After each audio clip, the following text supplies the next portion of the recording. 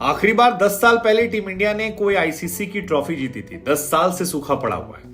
लेकिन अब जब रोहित शर्मा की अगुवाई में टीम इंडिया ओवल पहुंच गई है और ऑस्ट्रेलिया से मुकाबला है, तो लेट्स जस्ट होप कि इस बार कोई बड़ा कांड हो जाए। हालांकि इस वीडियो में हम आपको बताने वाले हैं वो 5 चीजें जो पिछली बार जब हम WTC के फाइनल में पहुंचे थे हमने गलती की थी न्यूजीलैंड के सामने और हमारे हार की वजह बनी थी।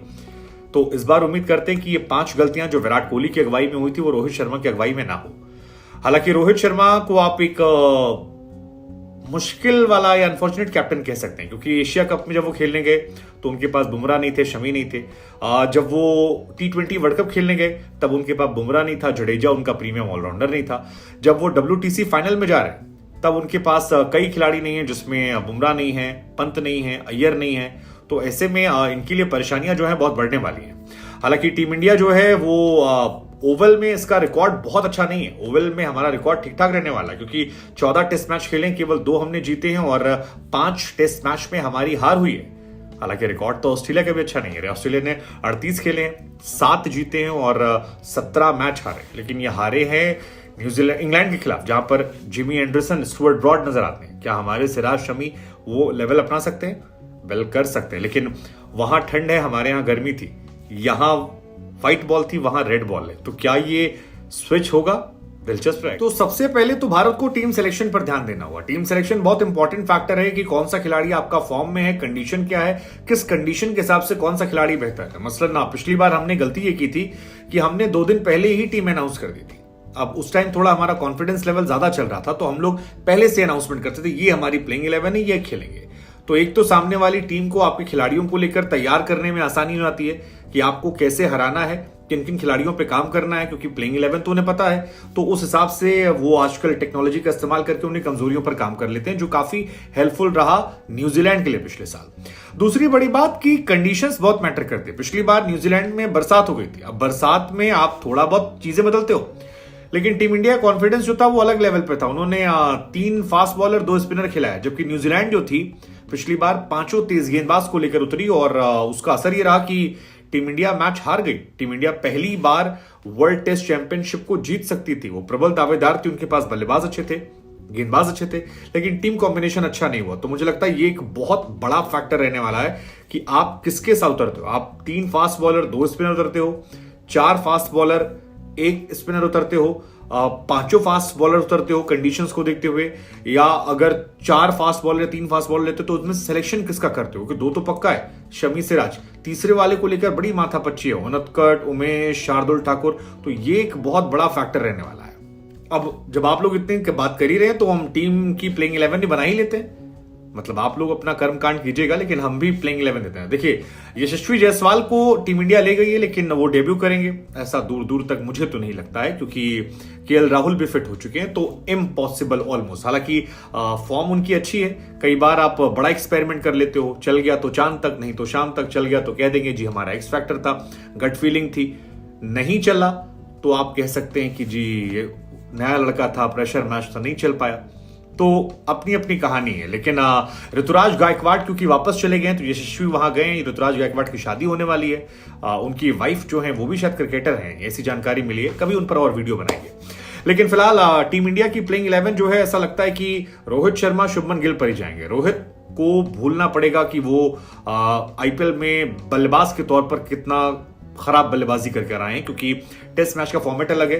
एंड लेट्स जस्ट होप कि जैसे ऑस्ट्रेलिया इंडिया आई थी तो टफ कंडीशंस में रोहित ने शतक मारा था, तो वही हम उम्मीद करेंगे। रोहित शर्मा आए, रोहित शर्मा छाएं और छा जाएं बस यार। और क्या कहा जाए, मतलब लीडिंग फ्रॉम द फ्रंट। मुझे लगता है ये भी दूसरी गलती, क्योंकि पिछली बार जब मैच हुआ था तो विराट कोहली उस टेस्ट मैच में नहीं चल पाए थे। विराट कप्तान थे, तो कप्तान अगर चलेगा तो लीडिंग फ्रॉम द फ्रंट होगा, फ्रंट ऊपर से रन बनेगा तो नीचे तक जाएगा। तो उसका जोश जज्बा जो है वो अलग आता है। आपकी कप्तानी में भी फिर वो दिखता है जब आप एक बैट्समैन के तौर पर अच्छी बल्लेबाजी करके। तो रोहित शर्मा मेरे हिसाब से पक्का करने वाले हैं और वो ओपनिंग ही करेंगे, वो नीचे ऊंचे नहीं आने वाले हैं। शुभमन गिल पर बहुत ज्यादा नजर रहेगी, बहुत ज्यादा दबाव रहेगा। हालांकि इंडियन कंडीशन, बाहर कंडीशन बहुत डिफरेंस है। इंडिया में गर्मी बहुत है, वहां बरसात ठंडे बहुत है। इंडिया में हम जो खेल रहे थे वो व्हाइट बॉल क्रिकेट खेल रहे थे, वहां जो हम जा रहे हैं रेड बॉल क्रिकेट खेलने जा रहे हैं, तो कंप्लीट स्विच करना है। लेकिन शुभमन ने जिस तरह से क्लास दिखाया है, लेट्स जस्ट होप। और बॉर्डर गवास्कर सीरीज में ऑस्ट्रेलिया के खिलाफ वो पहले भी अच्छा खेल चुके हैं। जब हमने गाबा में गुरूर तोड़ा था ऑस्ट्रेलिया का, तो 90s उनकी वो पारी मुझे याद है जिसमें ऋषभ पंत छा गए थे। तो ये 2 पक्का है। 3 नंबर पर हमारे दी वॉल पुजारा जी खेलेंगे, क्योंकि वो काउंटी वाउंटी भी खेल कर आ रहे हैं। 4 नंबर पर विराट कोहली पर भी बहुत नजर रहने वाली, क्योंकि विराट ने कह दिया है, क्योंकि खुद ही कह दिया है कि मैं अपने एब्सोल्यूट बेस्ट में आ गया हूं। अब अगर मैं खुद कह रहा हूं कि जी मैं अपने प्राइम पर आ गया हूं, तो मेरा प्राइम ऐसा था विराट कोहली का जिसमें ऑस्ट्रेलिया डरती थी। तो क्या डरना चाहिए? मुझे लगता है कि अगर विराट कोहली कह रहे हैं तो डरना चाहिए, क्योंकि विराट कोहली बहुत बड़े खिलाड़ी हैं और विराट मतलब अलग लेवल खिलाड़ी। विराट कोहली ने 42 टेस्ट मैच खेले ऑस्ट्रेलिया के खिलाफ, जिसमें 8 शतक मारे, श्रीलंका के खिलाफ 5 मारे। तो हर टीम के खिलाफ उनका रिकॉर्ड जो है बहुत बेहतर रहा है। तो उसमें आप उनकी तुलना नहीं कर सकते। तो वो आप मतलब क्लास प्लेयर है। अब 5 नंबर पर मुझे लगता है इस बार मौका मिल जाएगा अजिंक्य रहाणे को।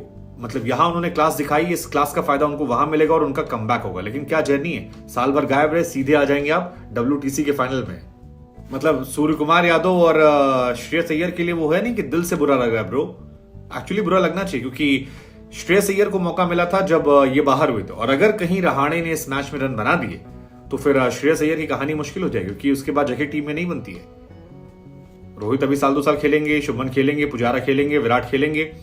रहाणे ने कहीं पक्का कर लिया तो मामला फिर गड़बड़ हो जाएगा। हालांकि टीम इंडिया को मजबूती बहुत मिल जाएगी। रहाणे मुझे लगता है कि अब वो जगह बनाने वाले। अगले नंबर पे KL राहुल खेल सकते थे अगर वो होते, क्योंकि इंडिया में तो KL राहुल टेस्ट में बहुत ऑर्डिनरी बल्लेबाज रहे, लेकिन उनके पास दिखाने के लिए जितना रिकॉर्ड है वो ओवरसीज का है। और ओवरसीज में उनके पास ठीक ठाक जो रन है, उसके बाद उनका खेलना पक्का होता। 14 मैचेस में 541 रन बनाए, जो शायद इंडिया से हाईएस्ट है ओवरसीज में ऋषभ के बाद। लेकिन वो नहीं है, ऋषभ नहीं है, तो मिडिल ऑर्डर में ये बड़ा इश्यू होने वाला। तो उनकी जगह मुझे लगता है KS भरत जो है, उनकी जगह पक्की हो जाएगी। कोई इफ बट KS भरत को नहीं होगा। ईशान किशन सरप्राइजिंग फैक्टर हो सकते हैं, मतलब हो सकते हैं। रोहित शर्मा IPL में उनके साथ खेल रहे थे, कप्तान है, क्या कीपिंग पे उतना भरोसा है। लेकिन मुझे लगता नहीं कि शायद ईशान किशन का डेब्यू जो है टेस्ट क्रिकेट में वो सीधे होगा ओवल के मैदान पे, नहीं लगता है। सूर्य कुमार यादव आ सकते हैं, मुझे नहीं लगता। मुझे लगता है कि यही 6 बल्लेबाज आपके रहने वाले हैं। रोहित, शुभमन गिल, पुजारा, कोहली, रहाणे और KS भरत को रख लिया जाएगा 6 नंबर तक। 7 पे आप रख लेंगे एक ऑलराउंडर जो आ जाएगा जडेजा। हाँ, वो होने वाले 2 स्पिनर्स हैं, जडेजा और अश्विन। किसे खिलाया जाएगा? न जाने क्यों मुझे लगता है कि रविंद्र जडेजा को प्रायोरिटी दी जाएगी। जडेजा तेज फेंकते हैं, जल्दी जल्दी फेंकते हैं, फील्डिंग कर लेते हैं। बल्लेबाजी में अश्विन से ज्यादा बेहतर बल्लेबाज हैं। तो ओवरऑल जडेजा के पक्ष में सारी चीजें जा रही हैं। और फॉरेन कंट्रीज में जडेजा पहली प्रायोरिटी, इंडिया में अश्विन पहली प्रायोरिटी है। और तेज गेंदबाजों में सिराज खेलेंगे, शमी खेलेंगे, और मुझे लगता है उमेश को खिला सकते हैं। शार्दुल यार विकेट टेकर बॉलर तो है, मतलब हो सकता है कि 4 फास्ट बॉलर खिला ले। अगर अश्विन और जडेजा में कोई एक खेल रहा है तो चौथा 3 बॉलर तो ये खेलेंगे। उमेश, सिराज, शमी, उनतकट शायद बाहर बैठे, और चौथे बॉलर हो जाएंगे आपके शार्दुल ठाकुर। शार्दुल इसलिए शायद क्योंकि वो विकेट ले लेते हैं, तो ये एक फैक्टर रहने वाला है। तो 2 चीजें तो हमने बता दी आपको जो मजबूत करना भारत को। पहला, उन्हें टीम कॉम्बिनेशन अच्छा करना है। दूसरा, रोहित को अच्छे से बल्लेबाजी करना है, क्योंकि विराट पिछली बार नहीं चल पाए थे। तीसरा जो है वो है स्लिप की फील्डिंग। स्लिप की फील्डिंग क्यों कह रहे हैं? क्योंकि पिछले बार जब मैच हुआ था तब बहुत सारी गलतियां हमने की थी, बहुत सारे हमने कैचेस छोड़े थे। और हमने IPL में भी देखा है, मुंबई इंडियंस का में शुभमन ने कैच छोड़ा, शुभमन ने ट्रॉफी जितवा दी। तो पिछली बार केन विलियमसन ने कैच छूटा था, रॉस टेलर कैच छूटा था। स्लिप की फील्डिंग जो है वो हमारे लिए एक बहुत बड़ा इशू थी। हालांकि इस बार वो इशू अपने आप सॉल्व हो जाता है, क्योंकि आपके पास अजिंक्य रहाणे जैसा स्लिप का फील्डर है। और अजिंक्य के जाने के बाद ही हमें एहसास हुआ कि फील्डिंग कितनी इंपॉर्टेंट होती है स्लिप में, और स्लिप का जो स्पेशलिस्ट फील्डर है वो कितनी अहम भूमिका निभाता है। तो स्लिप की फील्डिंग का टेंशन तो मुझे लगता है खत्म है, और इसमें बहुत बड़ा लोड नहीं लेना चाहिए।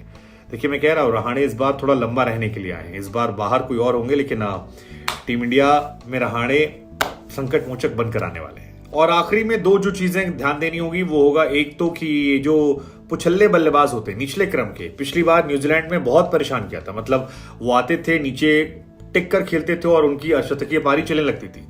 यहां तक कि जो और थे सऊदी और जेमिसन, उन्होंने भी परेशान किया था। 30 रन सऊदी ने बना दिए थे, 21 रन जेमिसन ने बनाए थे।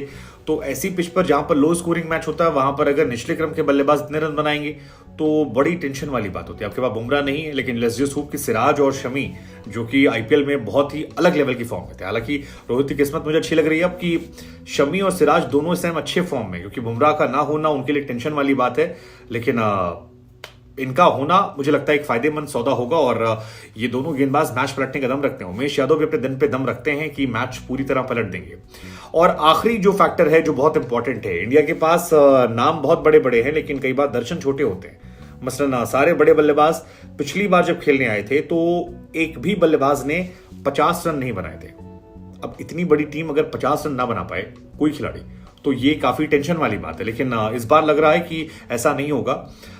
हालांकि पीएसएल का मेरा एक्सपीरियंस बड़ा खराब है। पीएसएल में जिन बल्लेबाजों ने रन बनाए थे अगली सीरीज में जाकर सब खत्म हो गए थे अफगानिस्तान में। यहां पर क्या इंडिया ऐसा नहीं करेगी? कंडीशंस बहुत अलग है। इंडिया में रन बनाना, इंग्लैंड में रन बनाना, अहमदाबाद या वानखेड़े में रन बनाना और ओवल में रन बनाना डिफरेंस है। तो लेट्स जस्ट होप कि ये 5 गलतियां ना करे ताकि WTC जीत जाए।